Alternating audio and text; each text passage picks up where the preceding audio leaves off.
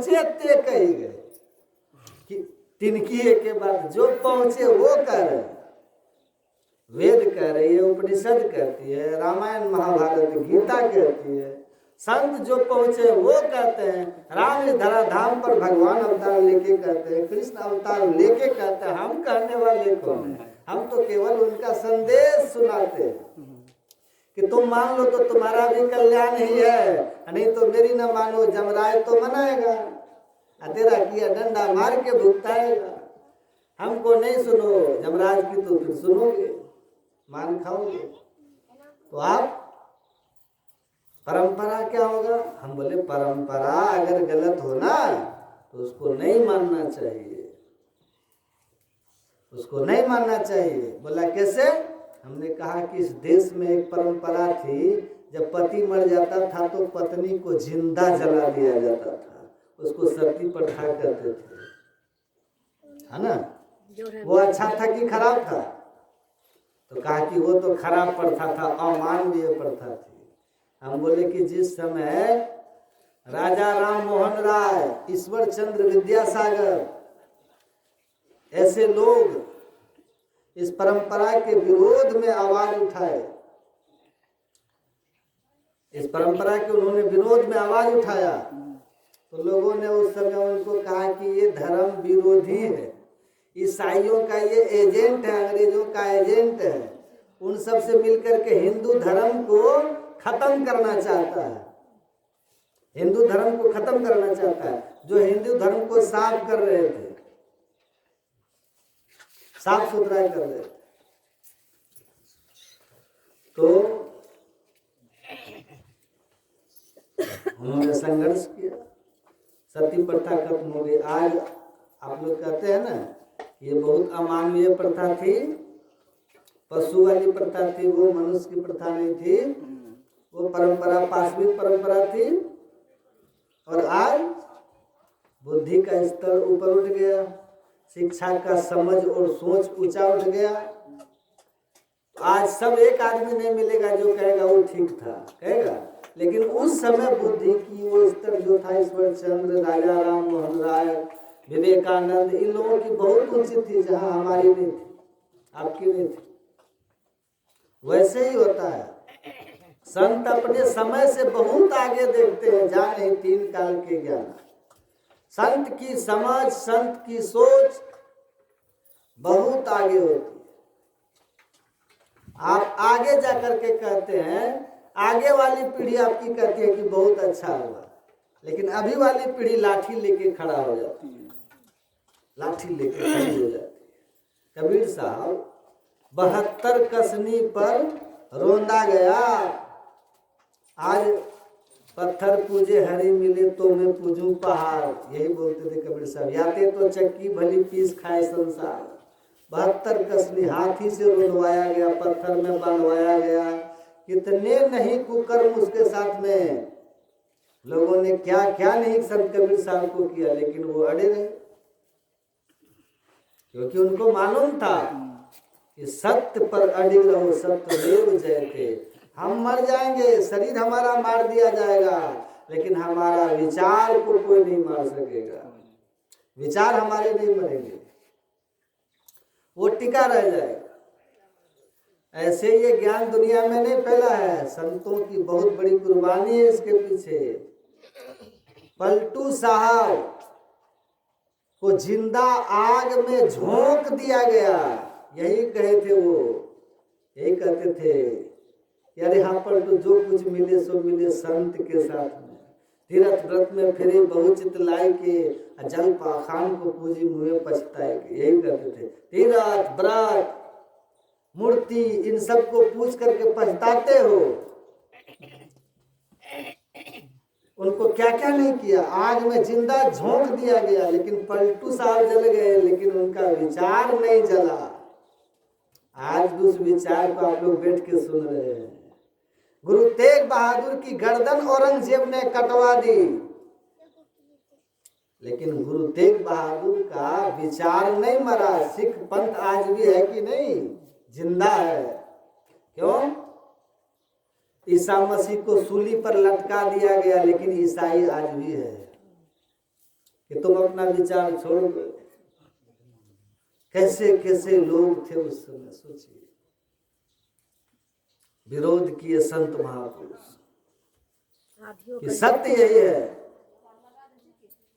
सत्य यही है। एक महात्मा जी बोल रहे थे, गंगा स्नान करने से सब पाप धुल जाता है। हम उनसे सत्संग, उनसे हम पूछे, दूसरे मत के महात्मा थे, कथा सुनाते थे। हमने उनसे पूछा कि आप ये बताइए महाराज कि भीष्म पितामह कौन थे? कहा माँ गंगा के पुत्र थे। जन्म कहाँ से हुआ? कहा गंगा माँ के गर्भ से। मैंने कहा पले बड़े कहाँ? कहा गंगा में। घर कहाँ था बाप का? बोला गंगा किनारे, नहाते भी उसी गंगा में थे। और जब उनके मन में इच्छा होती थी कि अपनी माता से बात करें तो गंगा किनारे जाकर के केवल एक बार हाथ जोड़ करके कहते थे माते, तो माँ गंगा देवी रूप में प्रकट हो जाती थी और उनसे बात विचार करती थी, बातचीत करती थी। तो हम बोले कि तो फिर बाणों की सैया पर वो क्यों लेते थे? बाण की सैया पर क्यों लेते थे? तो कहा कि उनका 101 जन्म पहले का एक पाप था। रथ से कहीं जा रहे थे, रास्ते पर एक वृद्ध सर्प था, तो वो उठा करके बाण से फेंक दिए थे बबूल के पेड़ पर। तो बबूल के पेड़ पर फेंकने के कारण उसके शरीर में कांटा चुभ गया, उससे उसको तड़प तड़प के मरना पड़ा। उसी पाप का फल जब प्रकट हुआ 101वें जन्म में, तो उनको उसी की सजा मिली। बाणों की सैया पर, कांटे की सैया उनको भी मिली और उनको भी बहुत कष्ट भोगना पड़ा। तब हमने कहा कि आपने अभी जो प्रवचन में कहा कि गंगा में स्नान से सब पाप नष्ट हो जाता है? तो भीष्म पितामह से बड़ा कोई गंगा का सेवन करने वाला कोई होगा? तो उनका क्या खत्म हुआ? वो तो पुत्र ही थे, गंगा के बात भी करते थे, गंगे में पले बढ़े। तो हम बोले बस कीजिए, इतने आपसे कहना है कि जो आप कह रहे थे आप ही की बात में विरोधाभास हो गया ना। मुड़ी मत हिलाइए, बोलिए ना।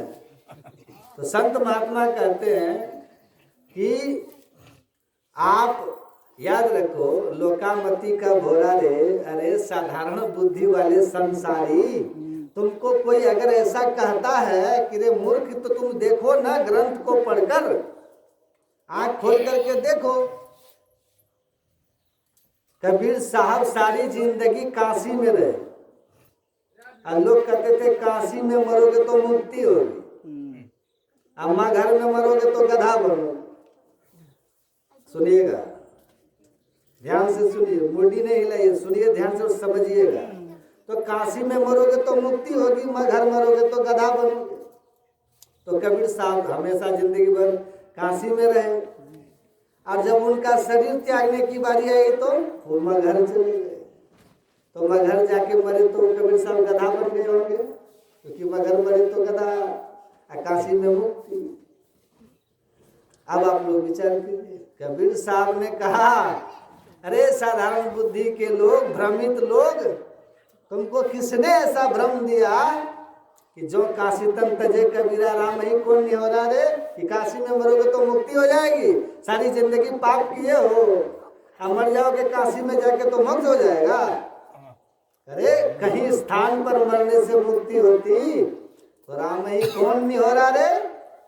परमात्मा की भक्ति करने की क्या जरूरत है? काशी जाके मर जाओ, क्या ध्यान सत्संग करते हैं?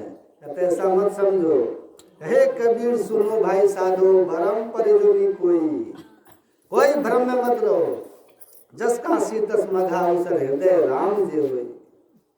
आपके हृदय में अगर परमात्मा का भक्ति बसती है तो आप कहीं भी मर जाओ, काशी में कि मगहर में। गुरु महाराज के प्रवचन में लिखा है, गंगा में नहाओ कि तीर्थ में नहाओ, कि मरने के बाद अपने हड्डियों को सारे दुनिया के तीर्थों में भसवा दो, लेकिन याद रखना इन तमाम उपायों से तुम्हारे पाप पर रत्ती भर फर्क नहीं पड़ने वाला है, रत्ती भर फर्क नहीं पड़ने वाला है। ईश्वर भक्ति अगर किए हो तो तुमको किसी की जरूरत नहीं है, तुम्हारा श्राद्ध हो कि नहीं हो, तुमको किसी तीर्थ में तुम नहाए हो कि नहीं नहाए हो, अगर तुमने परमात्मा की भक्ति सत्संग ध्यान किया है तो मोक्ष गति सदगति उच्च गति के अधिकारी हो। और नहीं तो जिंदगी भर तीर्थ घूम लो, भीतर का बेईमानी छूटता है। भीतर मेल चहल के लागी बाहर तन का धोवे है, भीतर मेल विकार का और तन रगड़ने से कहीं पाप धुलेगा, विकार धुलेगा। इसीलिए लिखा है वेद में, जवाल दर्शन में, चित्त मंतर्गतम दुष्टम तीर्थ स्नानेर न शुद्धेति सत्सोपी जलड़ धोतम सुरा भांड विवासुचि। ये तो वेद का वाक्य है, मेरा है। चित्त में लगा हुआ काम क्रोध लोभ मोह मद, ये सब क्या है? काम क्रोध मद लोभ सब नाथ नरक करपन त्रिविधम नरक स्वदम कामस क्रोधस तथा लोभस। भगवान कृष्ण कहते हैं काम क्रोध लोभ ये सब नरक के द्वार है। विभीषण रावण को कहते हैं काम क्रोध मद लोभ सब नाथ नरक करपन। आपके हृदय में काम क्रोध लोभ मोह भरा है, ये सब नरक का रास्ता है। तो कहते हैं कि भीतर तो नरक का राह काम क्रोध लोभ मोह भरा है, ईर्ष्या द्वेष। अब तीर्थ में तन धो लिया तो ईर्ष्या द्वेष खत्म हो जाएगा। ये नरक का मार्ग तो रह गया, कारण तो रह गया, तो क्या होगा आपका? तो नरक जाओगे। तो वेद भगवान कहते हैं कि आपके हृदय में जो विकार है तीर्थ में स्नान करने से नहीं खत्म होगा। किस तरह से? का दारू का बोतल है, सील पैक दारू का बोतल सब दुनिया के तीर्थों में नहवा दीजिए और उसके बाद ढक्कन जरा खोल करके उसका सेंट लेना कि उसकी दुर्गंध चली गई कि है। ऊपर बोतल कितना भी डूबेगा ना, भीतर मदिरा की दुर्गंधी नहीं जाने वाली। वैसे तन कितना भी डुबा दीजिएगा गंगा में, मन के मैल नहीं जाने वाले हैं। अब मन के मैल अगर नहीं जाएंगे तो नरक जाने से आपको कोई नहीं रोक सकता। इसीलिए कहा काम क्रोध के रहते स्वर्ग की और सदगति की कामना मूर्ख है, बिल्कुल भ्रम है। कोई आपको अगर कहता है तो ठगता है।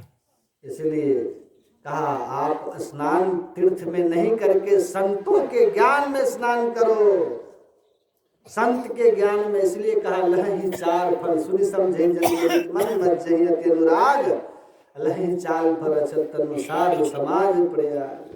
संत समाज रूपी इस प्रयाग चलता फिरता हुआ तीर्थराज का मुद मंगलमय संत समाजो जोग जग जंगम तीर्थराजु। ये चलता फिरता हुआ तीर्थराज प्रयाग है। इस तीर्थराज प्रयाग में जो आकर के प्रेम से श्रद्धा से सुनता है, समझता है और इस ज्ञान को अपने जीवन में उतारता है तो अर्थ मतलब धन की प्राप्ति होती है, धर्म की प्राप्ति होती है, संसार के अच्छे अच्छे सुख भोग, पद प्रतिष्ठा, मकान, गाड़ी, इज्जत, संतान सब की प्राप्ति होती है। और फिर मुक्ति, जन्म मरण से छुट्टी, सारे दुख से छुट्टी परमात्मा का धाम में मिलता है। जीते जी का ये इतनी महिमावान है ये चलता फिरता तीर्थराज। इसलिए जिस भी धर्म ग्रंथ को आप पढ़ेंगे सब में आप यही पाएंगे कि सत्संग के बिना कल्याण नहीं हो सकता। कल्याण का मार्ग सत्संग है। इसीलिए सत्संग में आना चाहिए, सुनना चाहिए। गुरु महाराज कहते हैं कहाँ रहते हो? घटपट्टी हो के पार में साईं बसे ही अंतरे। परमात्मा तुम्हारे अंदर में बसते हैं और तुम कहाँ खोजने जाते हो? जो मिलन को चाहता चटपट से कर संग संत रे। सारे दुख जीवन के चले जाएंगे, अर्थ धर्म काम मोक्ष सब प्राप्त हो जाएगा। लेकिन उस परमात्मा को मिलने का प्रयास करो और वो परमात्मा तुम्हारे अंदर में है। जो अंधकार प्रकाश और शब्द के 3 माइक पर्दों में है। घूंघट का पट खोल दे तो को पीव मिलेंगे। आपके ऊपर घूंघट का पट है और सामने ही पिया हो और घूंघट है तो दर्शन होगा, और घूंघट उठाएंगे तो दर्शन हो जाएगा। तो कहते हैं परमात्मा सब जगह है, लेकिन आपके ऊपर माया का पर्दा है। इस माया के पर्दे को संतों के उपदेश से ध्यान करके, उपदेश को सुनिए, समझिए, उनसे युक्ति लेकर के साधन ध्यान कीजिए। माया के ये घूंघट रूपी पट हट जाएंगे, परमात्मा आपको अपने अंदर में ही प्रकट हो जाएंगे। फिर सब जगह परमात्मा का दर्शन होने लगेगा। मोतियाबिंद की बीमारी हो गई जाती है, सामने वस्तु रहती है तो दिखता है। किसी को मोतियाबिंद अगर हो जाता है, सामने ही वस्तु रहने पर दिखाई नहीं देता है। पर तुलसी या संसार को भयो मोतियाबिंद। मोतियाबिंद की बीमारी हो जाती है, सामने वस्तु है, आपको कुछ नहीं सूझता है। मोतियाबिंद काट के डॉक्टर निकाल देता है, झक झक झक झक दिखने लगता है। हम एक जगह सत्संग में गए थे, छपरा में। हम लोग ऐसे बैठे हुए थे, गर्मी का समय था। एक बच्चा है, उसका दादा बोलता है, पोता सुना, एक लोटा पानी ले आ, एक लोटा पानी ले आ। तो बूढ़ा कहता है, वो पोतवा कहता है, बुढ़वा कहता है, एक लोटा पानी ले आ। तो वो पोतवा उसका बोलता है ऐसे, ए बूढ़ा पहले बताओ कौगो अंगुली, कौगो अंगुली। तो बूढ़ा कहता है, मारब ये सब लाठी नू, हमरा लोकत नहीं के, 2 अंगुली, 2 जाले अब। कहता है हाँ, अरे बुढ़ऊ के आंख लौट गई। तो हम पूछे गए ये बचवा ऐसे काय कर रहा है? तो वो कहते हैं कि बाबा मोतियाबिंद हो गया था, मोतियाबिंद हो गया था। तो जब कभी पानी मांगे तो हमको तो दिखता नहीं था पहले। तो ये पोतवा सब हमको जब पानी मांगे, कुछ मांगे तो कहे, ए बूढ़ा पहले बताओ कौठो अंगुली, तो हमारा कुछ लोग के तब न बताएं। तो कहे नहीं लाएंगे, बताए ये कौगो अंगुली, चिढ़ाता था।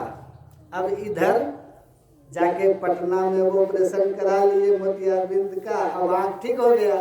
तो ये लोग बोलता कि अब यो इसको दिखाई नहीं देता है, अब तो हमको सब साफ साफ साफ दिखता है। वैसे जो है ना, जिस आँख से परमात्मा नजर आते हैं वो आत्मदृष्टि कहलाती है। उस आत्मदृष्टि पर माया का पर्दा है। उस माया का पर्दा रूपी मोतियाबिंद को काट दीजिएगा ना, तो परमात्मा सब जगह है। ऐसा नहीं है कि यहाँ है वहाँ नहीं है। ईश्वर सब जगह है, सब में है। मेहंदी में लाली, दूध घी में, फूल में बात समान। मेहंदी में, पत्ता में, सब जगह लाली। दूध में जहाँ जहाँ दूध वहाँ मक्खन, और दूध के कण कण में मक्खन भी है। उसी तरह लेकिन आप मक्खन को नहीं देखते हैं, दूध को देखते हैं, पर मक्खन है कि नहीं? पर एक प्रक्रिया है, दूध को पेड़ते हैं, मक्खन निकालते हैं, मक्खन को गरमाते हैं, दाढ़ी अलग, घी अलग, तब घी मिल जाता है। और तब घी का जो काम है पूरी बनना बनता है। वैसे ही परमात्मा सब जगह है, लेकिन आपकी आंख नहीं है जो उस परमात्मा को पा सके। परमात्मा आपके अंदर में भी है, लेकिन आप उसको नहीं पा सकते। एक प्रक्रिया करना होता है, वो ध्यान साधना है। काजी में दूध के मथन से निकसत है घी जतन से, तिमी ध्यान के लगन से परब्रह्म लो निहारा।